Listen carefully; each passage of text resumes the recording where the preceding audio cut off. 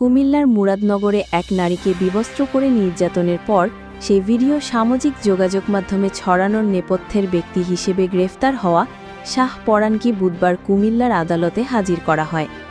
কুমিল্লার মুরাদনগরে এক নারীকে বিবস্ত্র করে নির্যাতনের পর সেই ভিডিও সামাজিক যোগাযোগ মাধ্যমে ছড়ানোর নেপথ্যের ব্যক্তি হিসেবে গ্রেফতার হওয়া শাহ পরানের 5 দিনের রিমান্ড মঞ্জুর করেছেন আদালত।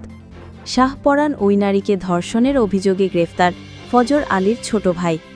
বুধবার 9 জুলাই দুপুর 11:15টার দিকে শুনানি শেষে কুমিল্লার সিনিয়র জুডিশিয়াল ম্যাজিস্ট্রেট 11 নম্বর আমলি আদালতের বিচারক মমিনুল হক তার রিমান্ড মঞ্জুর করেন। রিমান্ড শুনানির সময় শাহ পরান আদালতে হাজির ছিলেন। কুমিল্লার আদালত পুলিশের পরিদর্শক সাদিকুর রহমান গণমাধ্যমকে বিষয়টি নিশ্চিত করেন। পরিদর্শক সাদিকুর রহমান বলেন, শাহ পরানকে জিজ্ঞাসাবাদের জন্য গত রোববার আদালতে 10 দিনের রিমান্ড আবেদন করেন মামলার তদন্ত কর্মকর্তা মুরাদনগর থানার উপপরিদর্শক রুহুল আমিন। বুধবার শুনানির দিন ধার্য করা হয়। শুনানি শেষে শাহ পরানের 5 দিনের রিমান্ড মঞ্জুর করেছেন আদালত। পরে আসামিকে কুমিল্লা কেন্দ্রীয় কারাগারে পাঠানো হয়েছে। মামলার তদন্ত কর্মকর্তা পরে আসামিকে জিজ্ঞাসাবাদের জন্য কারাগার থেকে হেফাজতে নেবেন। গত বৃহস্পতিবার বিকেলে জেলার বুড়িচং উপজেলা এলাকা থেকে শাহ পরানকে গ্রেফতার করেন র্যাবের সদস্যরা।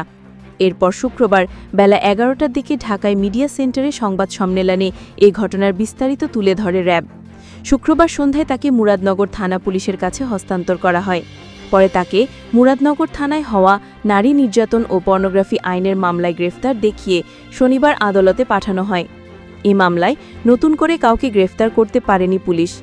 গত 26 জুন দিবাগত রাতে উপজেলার রামচন্দ্রপুর দক্ষিণ ইউনিয়নের একটি গ্রামে সুদের বিনিময়ে দেওয়া টাকার খোঁজ নিতে এসে খালি বাড়ি পেয়ে ফজর আলী নামে ওই ব্যক্তি প্রথমে ভুক্তভোগীর বাবার টিনের ঘরটি দরজা ভেঙে ভেতরে ঢুকে ওই নারীর ওপর পাশবিক নির্যাতন চালান।